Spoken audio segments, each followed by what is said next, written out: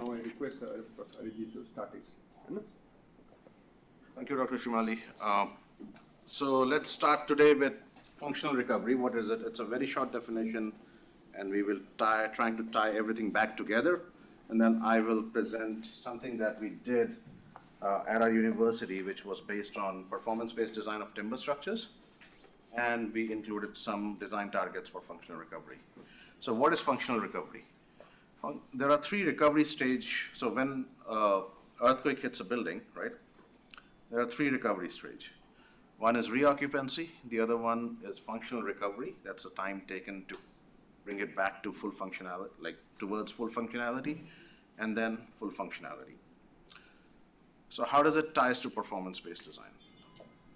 Essentially, you can use any of these as one of the performance objective for your performance-based design.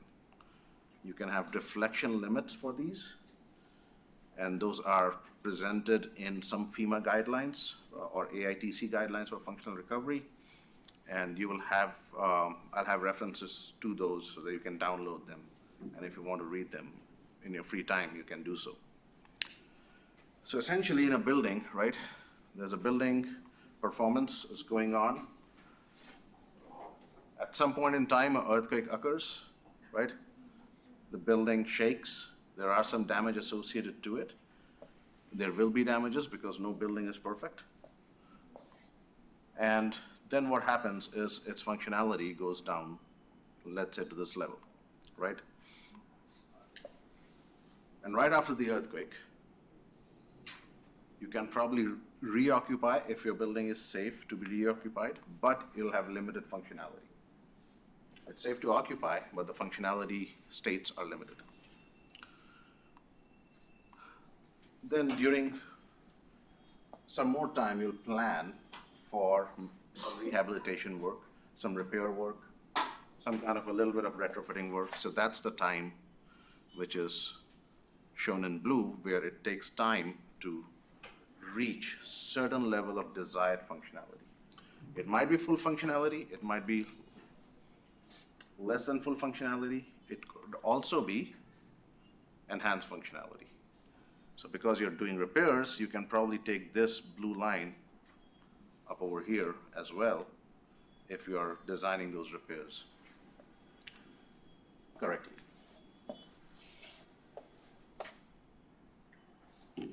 And then this is full repair until original state functionality is restored. So that's the time taken to full functionality.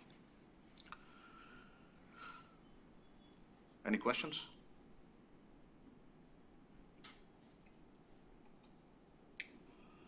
So what is functional recovery? It is the ability of the structures to maintain function after a disaster. Generally, what is life safety in terms of performance target? Can anybody define that? Sure. What happens to a building in the life safety limit state?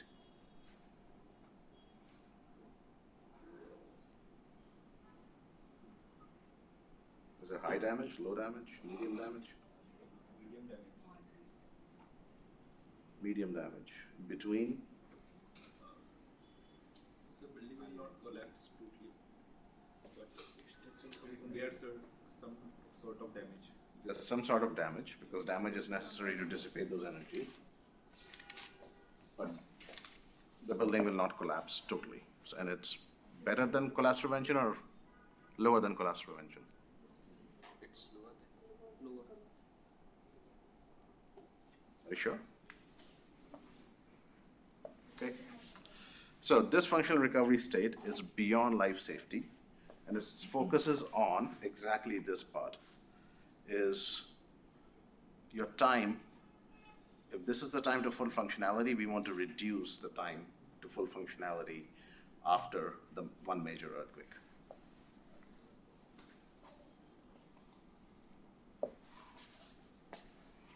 And functional recovery is not only for earthquake, it's also for high-speed wind event like tornado, cyclone, hurricane. It's also for fire. It's for any extreme events that creates some kind of a unique loading scenario for your buildings or for your structures.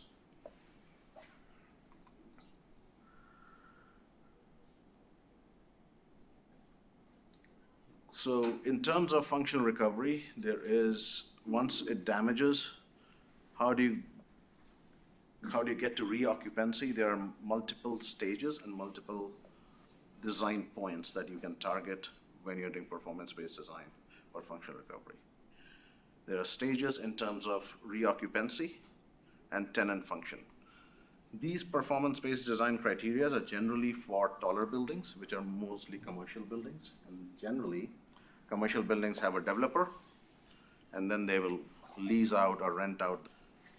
So the tenants in there, they should have certain functionality, right? It could be a bank on one story, it could be a gym on the other story, and everyone has performance level or functionality. Everyone has a different functionality that you have to target. So it could be something like limited interior damage, restored electrical power, the AC should be working, and so on. So that's one functionality that your tenant functions, that one performance point is your tenant functions are restored or quickly restored. And then if the building is reoccupied by its own inhabitants in terms of its owners, what kind of other safety features are needed to be carried out? And this list is not exhaustive. There is many more frameworks. This is from one of the frameworks. There are many more similar frameworks that you can tap into. This is an active line of research, an active line of knowledge quest. So there is no textbook on this. So it's all from research, recent research developments, ATC, Applied Technical Council, and so on, have documentations and research done on this. So you have performance objective in design, right? You have immediate occupancy, life safety, which is in the middle, collapse prevention. Collapse prevention is you have massive damage but does not collapse, right? Life safety is less damage and lives are saved, so people have the means to egress and all that. Immediate occupancy is kind of pretty close to full functionality, but it needs some major repairs. And then functional recovery could be, for your performance-based design objective, could be set as a new target. For example, when your building is drifting, when your building is in an earthquake, what is the drift limit? And I don't know what it is. As per the Indian codes, IAS 1893, what is the maximum drift limit for the building? 0.4 at MCE?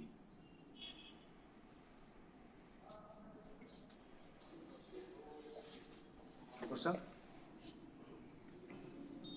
It might be closer to 2 because that's worldwide, that's the case, is somewhere it's 2.2%, somewhere it's 2.3%, and so on. So at MCE, you have a 2% drift. That means if you have a 100-meter tall building, what's the drift at the top? You know what drift is, right? Everybody knows what drift is? If it's a 100-meter tall building, what's the drift at the top?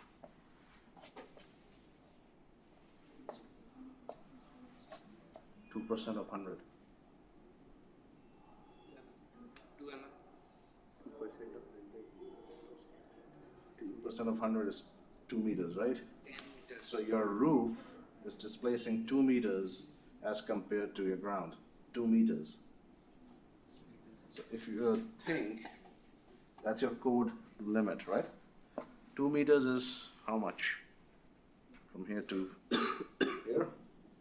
If it's deflecting this much, and maybe you're good designers and the contractor didn't mix anything in the cement and all that, and everything is fine in terms of the building structure, what will happen to the other things that goes in the building? What will happen to your plumbing line, electrical line? What will happen to your acoustic mats, your acoustic panels, your floor finishes? They will be affected. Your building might not be functional. It might be life safety. It might be life safety requirements. It might be meeting immediate occupancy requirements, but it might not be functional totally. So when you talk about functional recovery, it's as much structural as much it is non-structural. Because it is generally the non-structural finishes, the facades that fails.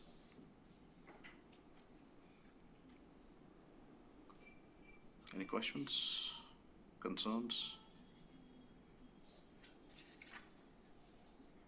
So how do you negate that?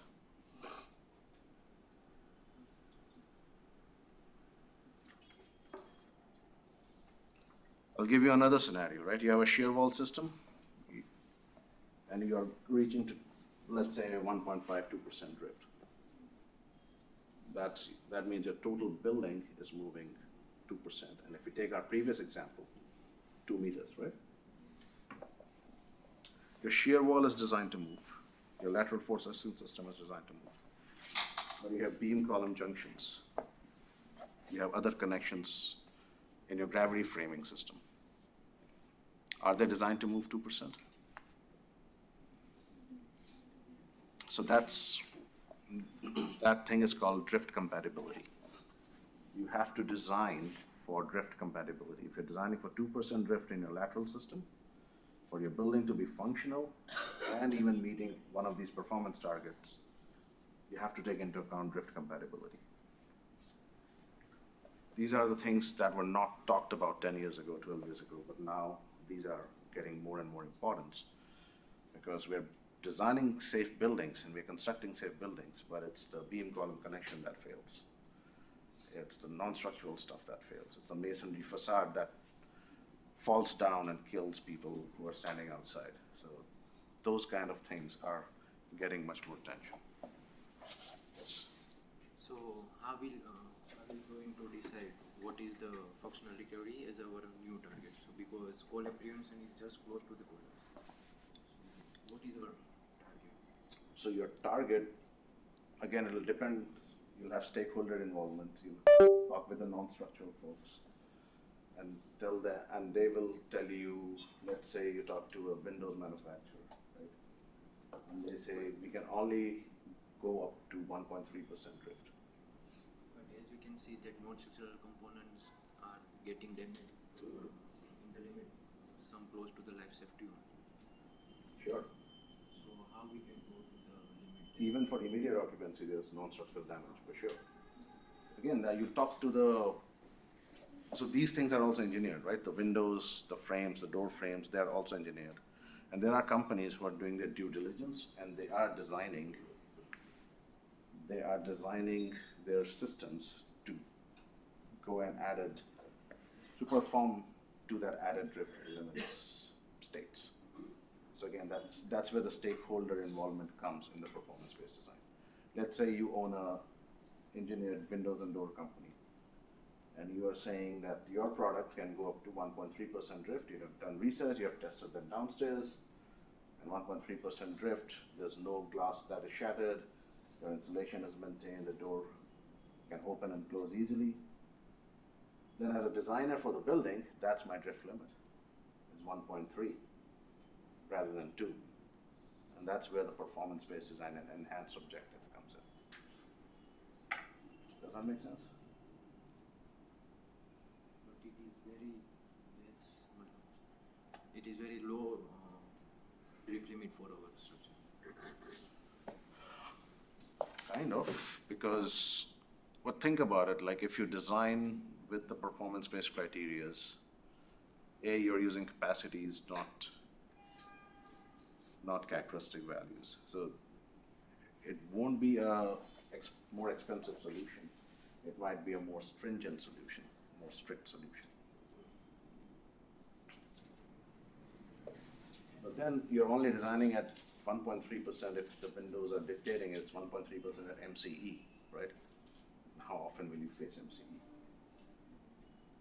At D level, still you'll get to keep whatever the drift limit is, maybe 0.8% or 1%.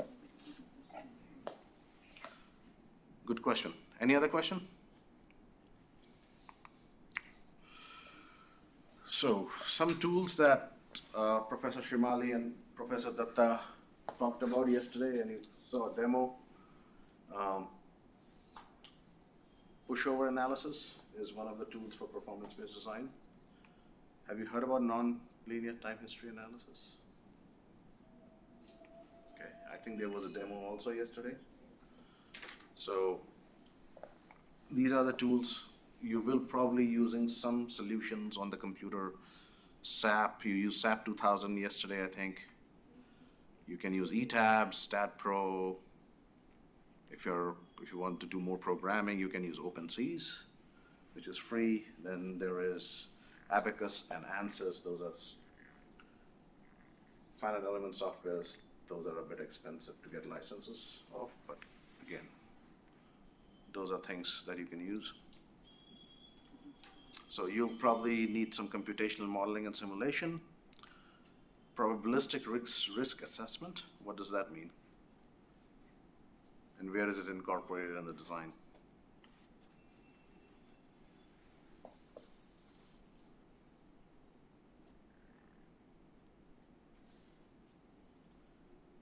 If you're designing for MCE level, what is the probability of exceedance?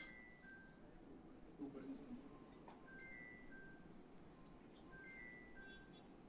So probability comes into picture there, right? And your material properties are also based on probabilistic distribution. And there is a performance-based seismic design guideline called FEMA P58. So if you go to FEMA.org or FEMA.gov, just type FEMA US, and all their publications are free to download, and you can. It is a 4-part document. You can download that, and it will provide you some guidelines for performance-based design for new buildings, as well as for retrofitting.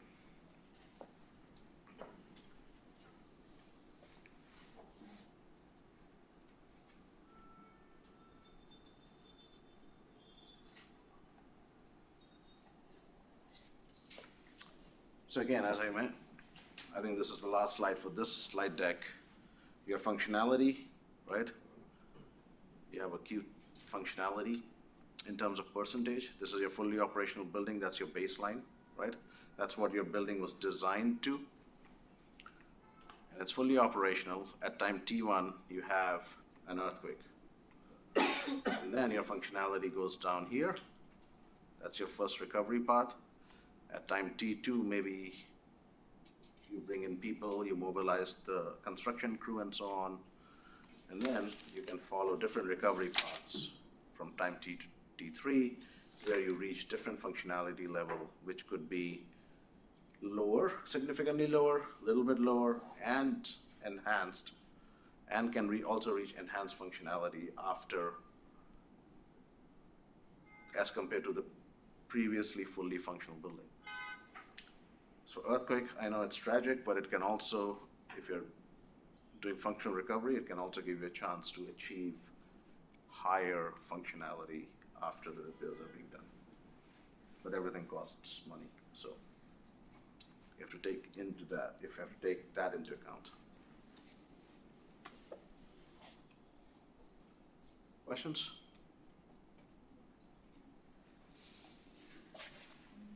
In mind and performance-based design, we did a design and testing of a 3-story building.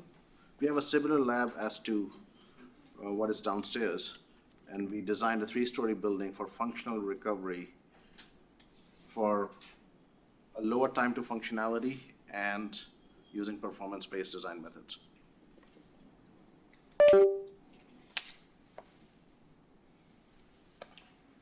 So Nick Thielsen is one of my MS students. He's now doing his PhD in a different university. There was a lot of people working on this project, but he was leading this part of the project, where we did a vinyl laminated timber self-centering rocking wall. So what is vinyl laminated timber? Do you know plywood? Yes, sir. So you take plywood, which is, let's say, 25 millimeters thick or 30 millimeters thick, right? And a plywood sheet is about 1.2 meters wide, 2.4 meters long. So you take, let's say this is one sheet of plywood, you stack another sheet here, another sheet to the side, and then stack more on top. Glue some, put some glue, stack more on top, and create, so roughly 20-meter long versus 4-meter wide or 3.2-meter wide panels, just like precast concrete panels. And then you can use them as your horizontal elements, which is your floors or diaphragms, and also as vertical elements, which is your walls, shear walls. So this is one of the big things that's coming up in US, Europe, New Zealand, Australia. So if you plan to go abroad to do research, master's or PhD, postdoc, whatever you feel like, you'll probably encounter timber at some point in your life, because timber is one of the predominant structural materials there. All the houses, 90% of the houses is made out of timber, and now they're making a lot of high rises out of timber. US code just allowed 18-story building to be made out of timber, just means 2 years ago, 3 years ago. 18 stories building made out of timber products like vinyl laminated timber.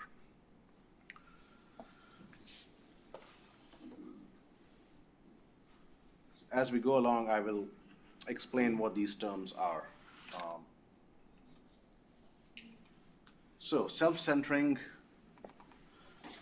there was the term self-centering rocking wall systems, right? So what is self-centering rocking wall system? It was developed for concrete initially, precast concrete. So let's say if you have a shear wall, right? Have you all played with those, maybe when you were kids, there were dolls or small object, when you hit them, they would come back to its original position? Yes. Same concept. Same concept. There's a wall, right? If this is it, and then an earthquake comes, it tries to shake it. These walls will come back to its original position. They will not come back automatically. You will have to make them come back. And how you do it is using cables or post-tensioning cables or post-tensioning rods. So from your foundation, maybe through the thickness of the concrete or through the thickness of the wooden wall, or maybe it could be outside, you have rods going all the length of the walls. And those rods are post-tensioned. That means once you attach the saddle or attach the plate that holds the rod together, with a jack, you post-tension it to certain point, to certain predetermined stress level. So essentially, now you have a wall system, you have elastic-like cable in the middle of the wall, and when it tries to go like this, the cable will pull it back. Same on the other side. When the earthquake hits the building, the cable would pull it back. So these are those unbonded post-tensioned cables. And this is called a self-centering rocking wall system.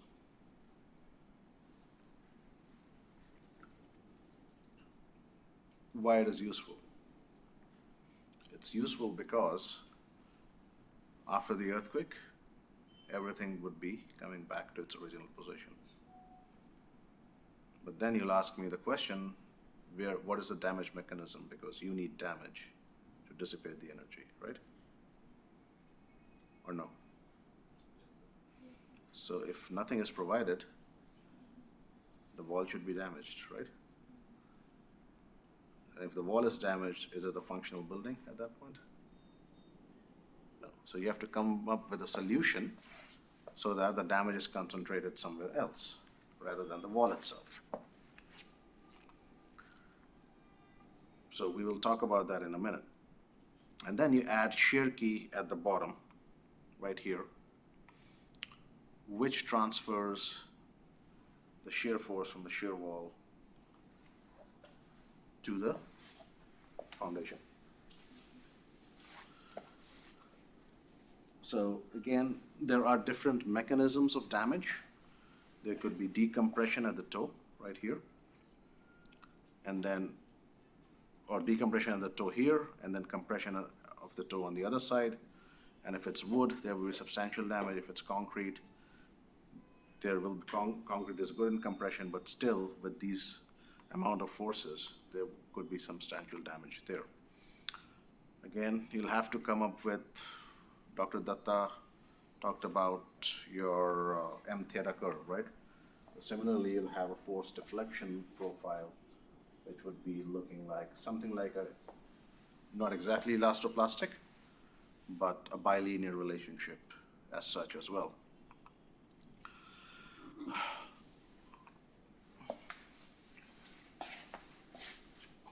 So any ideas what you can use as things to get damaged?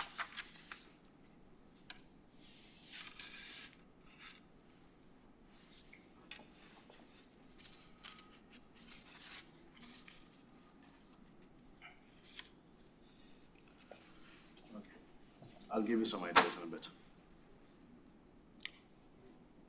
So this in common lingo we also call SCRW, self-centering rocking wall system, right? So what does the reason to use a self-centering rocking wall?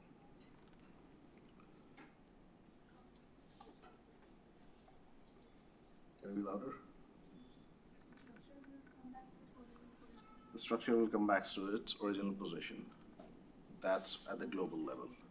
At the local level, from a material standpoint, they are, if designed properly, capable of high-level system ductility, because the damage would be in the wall itself if you allow that, right? And we have gone through this, so your system ductility is delta D over delta Y. So if your delta Y is low and delta D is high, then you have a pretty high system ductility.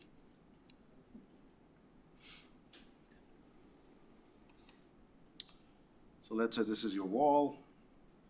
The wall has many different criterias as to how it behaves as a self-centering rocking wall system. First is decompression. So decompression, the compressive stress is balanced by the tensile stress at the panel edge, right? Then there is uplift. And this uplift is due to panel bending. So the panel bends as well.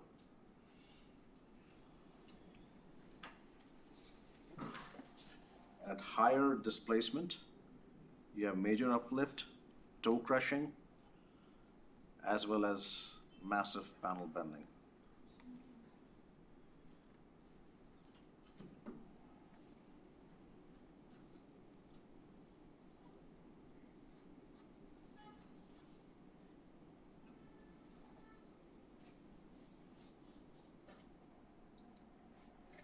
If you think this is going on back and forth for your system, right? You can use this to your advantage and limit the damage in the wall, because this behavior can be used to activate some external energy dissipators that you will allow in the system. To achieve minimal post-earthquake drift. So after your building has shaken, your residual drift should be as low as possible for functional recovery. And for that reason, you can add some energy dissipators, and they come in a variety of different shape and sizes.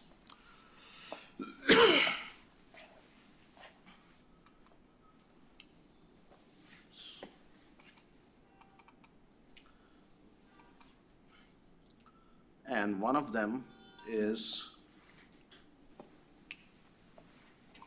can be added at the toe itself, right? And if you have to use two shear walls because your shear demands are high, you can add them in the middle. It's a different type of energy dissipator than this. And you can also add two bounding columns and can add energy dissipators that are attached to the wall and the bounding columns itself.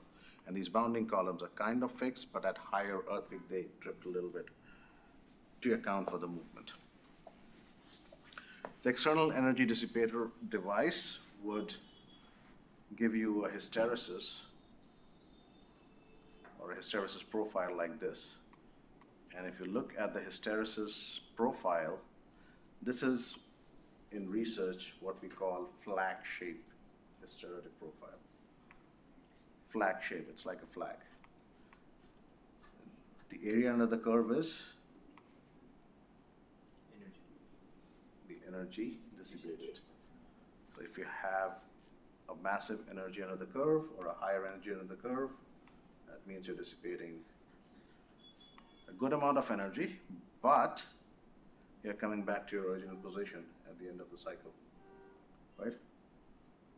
But once your energy dissipator yields, then, which probably happens at MCE or beyond, and that you can design that, your energy dissipator yield, you'll still have a little bit of the flag shape profile, but then you'll have what you call the residual displacement.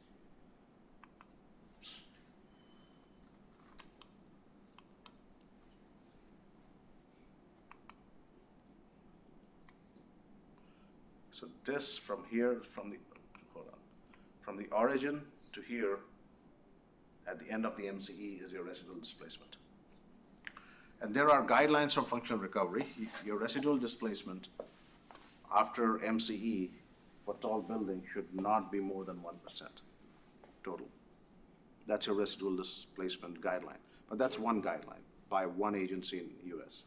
There could be multiple guidelines in different countries. India can have their own guideline as well. So just talking about what has happened in this field, and there's a lot of work done in this field before. As I said, this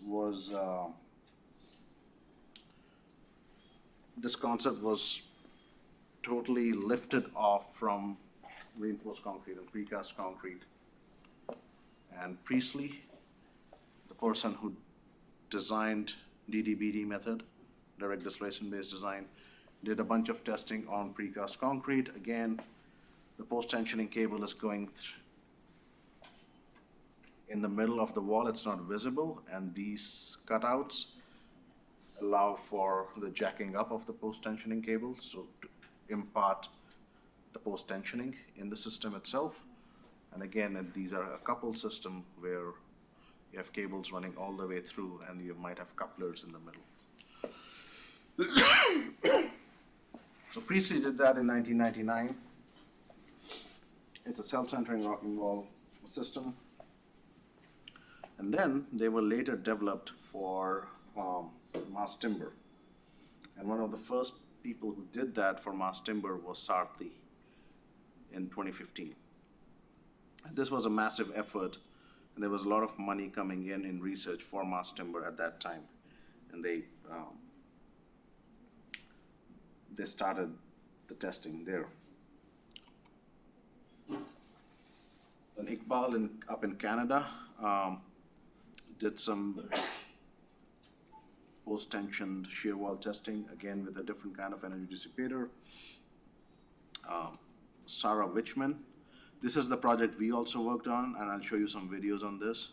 This was a 10-story building test where the performance-based design with self-centering rocking wall system was really used, and now instead of performance-based design, this whole design system would be used in the code and will have its own R factors.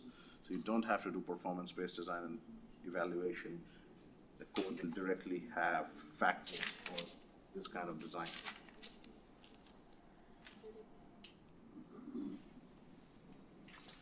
This over here, what Iqbal did, what Sarah did over here is something like this. It's called a U-shaped flexure plate, or UFP. And this is what is attached between these bounding columns here and the wall. This is again a vinyl laminated wall, and you have a U-shaped flexure plate on two different directions. So what happens is, during an earthquake, these plates open and close, and then this area the flexure area yields as well. Yielding provides the ductility. And the idea is, because for functional recovery, after the fact of earthquake, a contractor can come in and replace these plates much easily than replacing the whole wall. So most of the damage is located in these zones for those U-shaped flexure plates or UFPs. That's the whole idea, where your wall and the structure and everything else remains pretty much intact and can be functional after an earthquake, but you have certain damages in some steel elements that can be replaced relatively easier.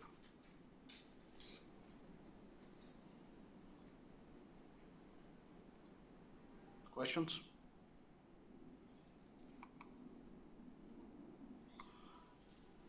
This was another student who did some testing on a different kind of energy dissipator, where you have slip friction connections. So slip friction connection is essentially two steel plates slipping and generating friction against one another. Friction is also a damping mechanism, right?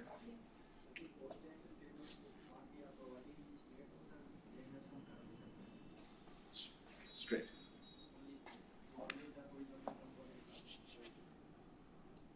Yes. It's a good question. So what happens is, if you're designing this kind of a system, you're decoupling your lateral and gravity system. So you're assuming you have a gravity system that takes all your vertical loads. And this system will only activate when there's a lateral load. So there is no contribution of one another. Sir, why we provide some curvature? Like if we provide two cables with the opposite direction curvature, that we can even back side में even ज़्यादा लेके आ सकते हैं horizontal Which direction? in the two directions. You don't know which direction the earthquake is coming from. Yes, and that's why I provided two cables. It can be at a diagonal. Then you're adding more forces for the component.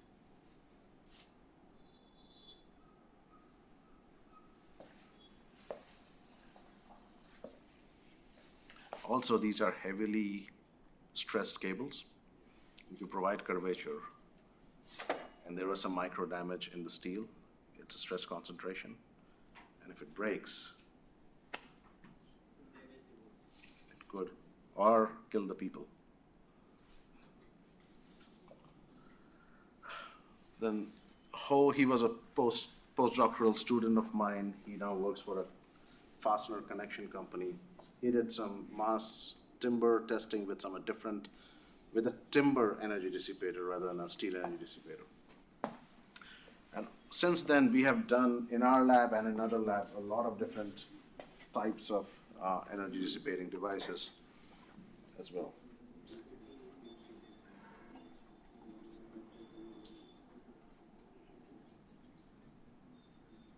So the idea for this kind of work was to push the boundaries for the tall timber buildings.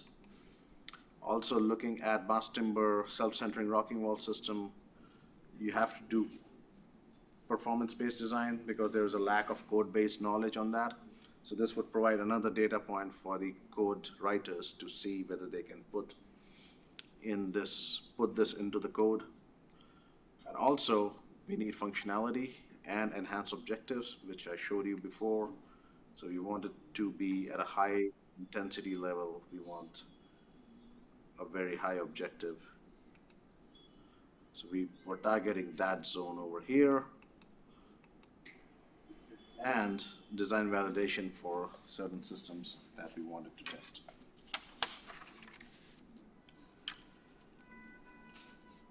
And to get specific configurations, what we used was different specification from ASCE 7, which gives you the loading criterias, and special design provisions for wind and seismic. This is part of the timber code published by American Wood Council. Again, this is of free to read online, not download. But for the hard copy, there is a fees, but you can read it online. It's called the National Design Specification, and one of the documents within the National Design Specification for timber construction is the special design provisions for wind and seismic. There are different type of mass timber products, and which has some cross layers. So in plywood, so wood has two directions, one in which the tree grows and the other one is the cross direction. Wood is stronger in the direction in which the tree grows, or it's the other direction? Wood is stronger in the direction, what we call the longitudinal direction in which the tree grows. In the other direction, it's not very strong. So when you make plywood, they alternate the layers so that you can make a kind of homogeneous composite. So there are different kind of wood composites that are used by different people for research. One is laminated veneer lumber, where all the layers are going in the same direction. The other one is cross-laminated timber, where every layer is alternate, but it's one of the most thicker components. Mass ply panel is a product that we developed in our lab. Again, it has two cross-direction plies and everything else goes in the one direction. And the product we tested these walls with had just one cross-direction ply for every 9 plies. So again, it's mostly a unidirectional product, but it has just a little bit of cross-lamination that we can think of.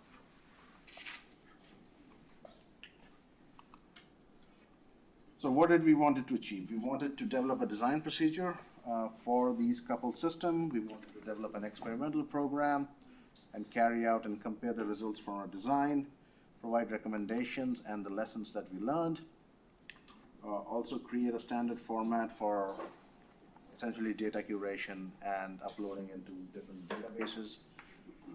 So all the data is uploaded in a database called Design Safe, which is a database supported by NSF. So anybody can go in and access that data, and you can use it for modeling and model calibration. You can use it to run other analysis that you can think of using that data. And not only this data, but many other data sets are available there and you can download. So if you're running models and you want to calibrate models, those are good data sets to calibrate. Just look up Design Safe by NHERI, Natural Hazards Engineering and Research Institute, NHERI. And then we wanted to identify limitations of the research and recommend future work. Questions so far? I'm not delving much into the material because you'll probably not see that material a lot. So we'll probably go into the design aspect and then do what happened during the testing.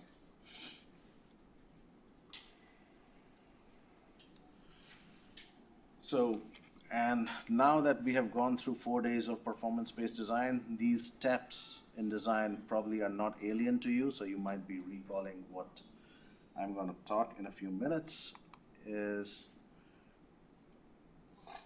So when you're designing a building, the first stage of the proposed process is the seismic design, right? In which your lateral force demands on the structure are determined. So you find out what your lateral demands are.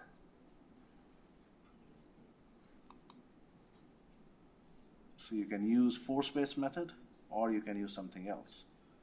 But force-based method for these kind of systems are not in the code.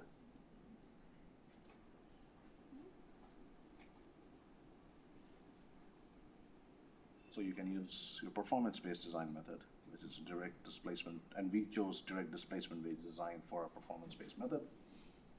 And the idea for that was to, again, low damage and functional recovery was our main targets. We wanted to come up with resilient buildings.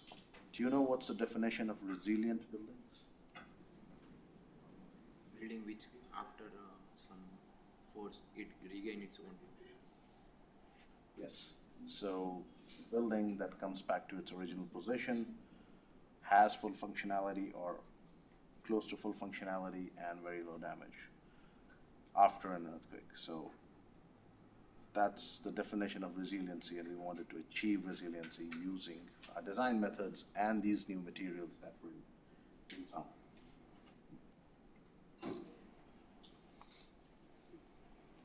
So who can explain what this graph shows us? Initial stiffness, oops, sorry, yeah, wrong direction. Your initial stiffness Ki, and this is post-yield stiffness. What is R? Post-yield stiffness ratio. And this R is, if this is the graph, this R is low or high? Just for this graph.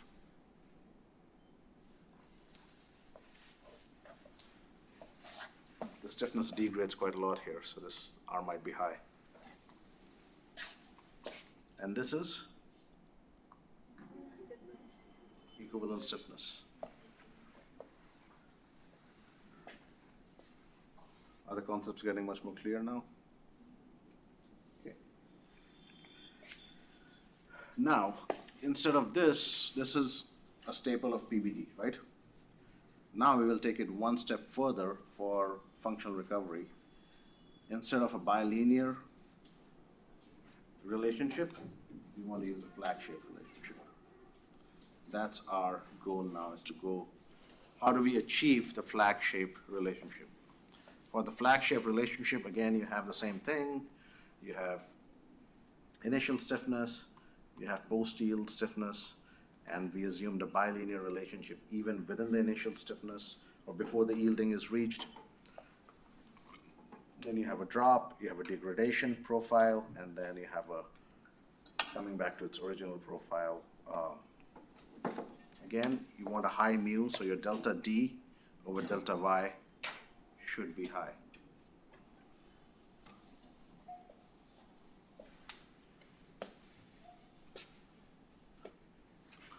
So what's the difference between this and this in terms of parameters? Is there an extra parameter there?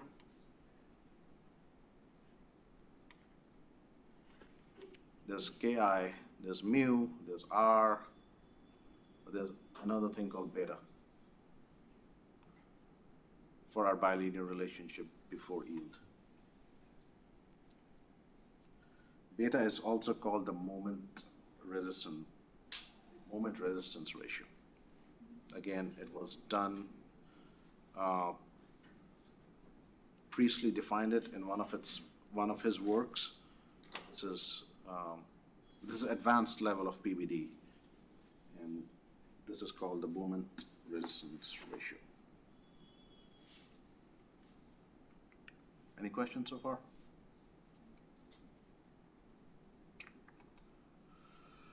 Important parameters, and then our proposed seismic design procedure. What do we do in terms of design?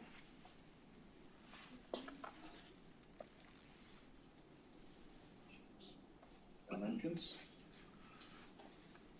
But don't we have to take a step back and see what the building is like and what it's used for?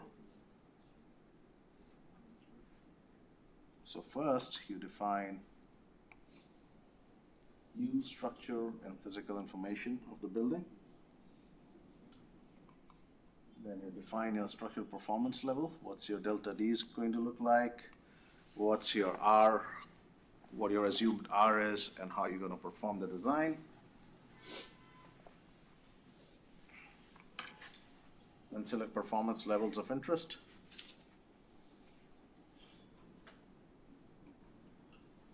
Define damping and damping reduction factors.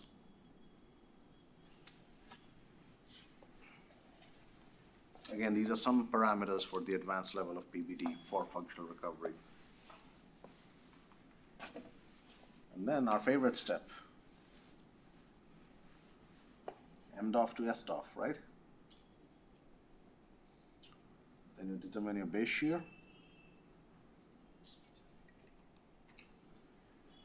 And then you determine the story shear based on the base shear.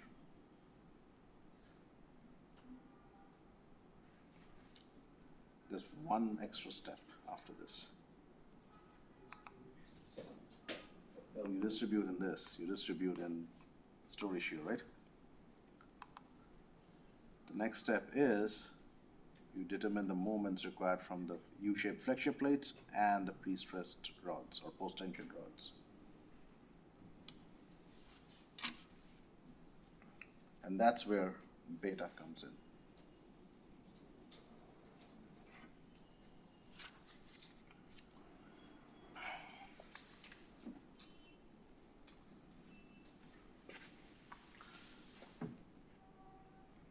So, all these steps clear? Not much different from what we learned.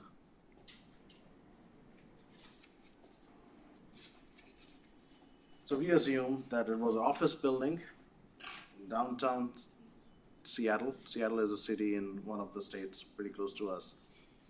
It has a site class or soil class D, seismic risk category D as well, and 3 stories tall, and the total height was 28 feet. So roughly 1 meter is 3.3 feet. So you can calculate. Generally in the US, we are still using imperial units for engineering. This is a rendition of our lab. Just like the lab downstairs, we have a strong wall, L-shaped strong wall, and we designed the whole building, but then we took one small section of the building and tested it like this. And that sort of showed you some video with actuators. I'll show you a similar picture and a video where the actuators were coupled together in the first mode, and we went back and forth very slowly to characterize the performance of the building. So these were our characteristic of the building, what it's used for, where it's located, how tall it is, and then the next step would be to look at our performance targets and what are our structural performance levels. So we have 3 different levels: service level earthquake, design base earthquake, and MCER, or maximum considered earthquake. Now each performance level is defined by its seismic intensity, right? Okay. So our primary performance objective was the interstory drift, which is interstory drift ratio. We wanted it to be for SLE 1%, for DE 2%, for MCER 3%.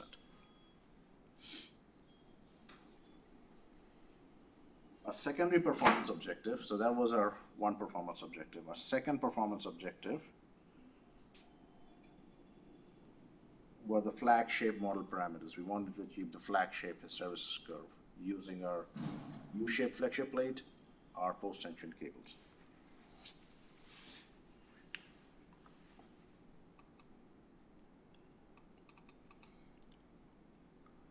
And then we wanted, this would give us our different ductility ratios at different levels. However, we also wanted one thing, which was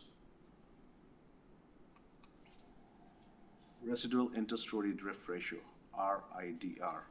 So after the earthquake is over, what should be our interstory drift ratio? For our MCER, we wanted it to be less than 1% after the earthquake is over. The code says you have to go to 2%, right? The code limits are 2% for your building drifts, but MCER for performance-based design, we wanted to take it 3%. We also wanted to check the performance at 4%, after 4%, which is double the code prescribed amount experimentally. And we wanted even after 4% that our drift ratio should be less than 1.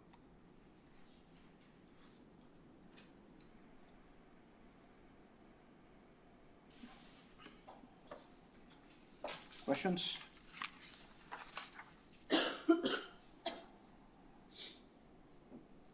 These residual interstory drifts are given in the FEMA P58 document that I Is that the like ductility and the post these are calculated based on the experience. Yes. This is what we are targeting in our design, and we will calculate that after the experiment to verify whether they're, You have to verify them. you have to verify them.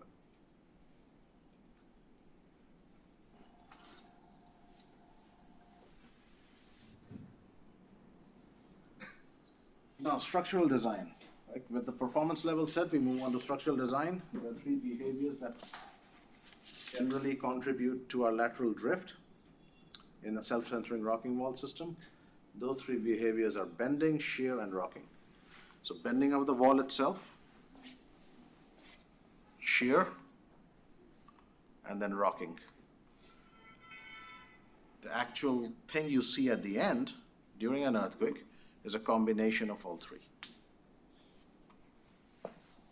Which one is much more controllable than the other?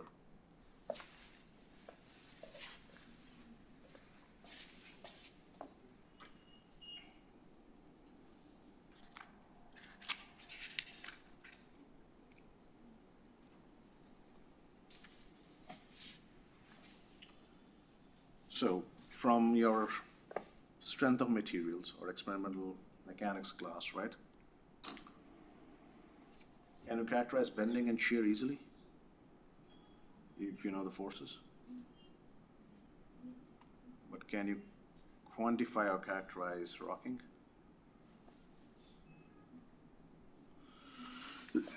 So rocking is the big unknown. Shear and bending deformations are relatively easier or straightforward to determine.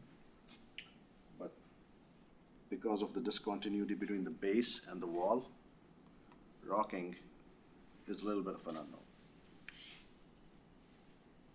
And that's where various assumption comes into picture.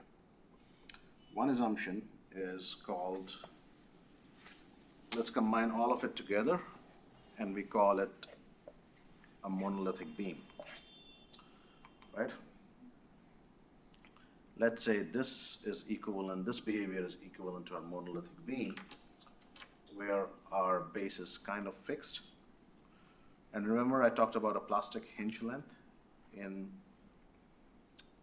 DDBD for dual frame systems? That's where it comes from, is this monolithic beam analogy. That you have a plastic hinge length where there's a lot of compression, your concrete is reaching, or your wood is reaching the plastic hinge, and the bending profile is like a cantilever. That is your idealized assumption. Now for concrete, because of empirical relationships and the research that has been done, plastic hinge length is defined pretty nicely, and I gave you the formulas. For timber, there's no plastic hinge length defined, and it's very difficult to determine the plastic hinge length. So there are a lot of assumptions on what the plastic hinge length should be.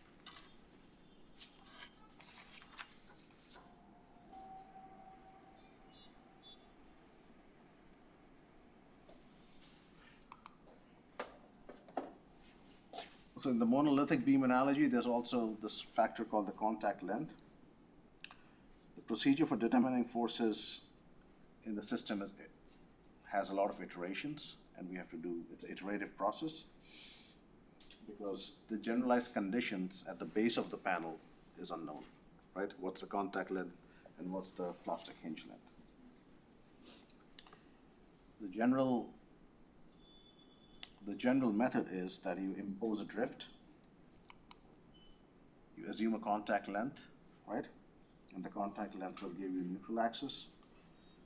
And you use the drift and the curvature to calculate the strains and displacement, which will then give you the forces. And once you have the forces, you can check equilibrium, right? But this is for one wall. What we wanted to do was have two shear walls together and couple it.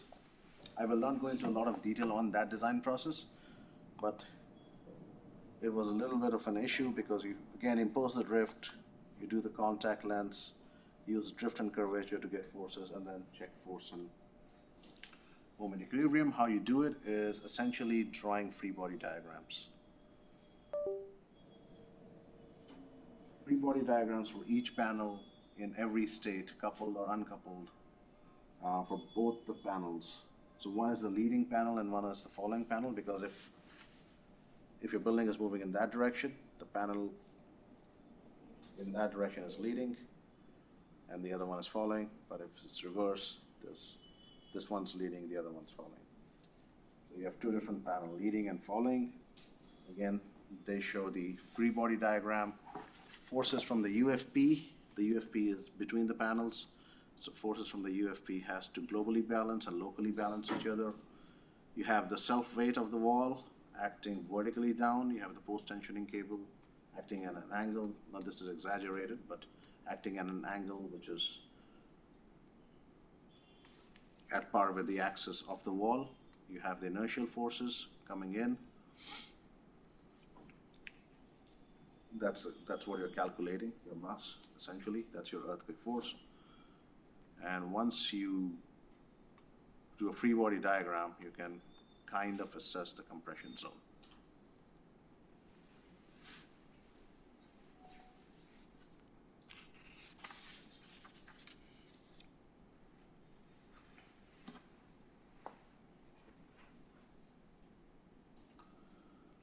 So one thing we should really,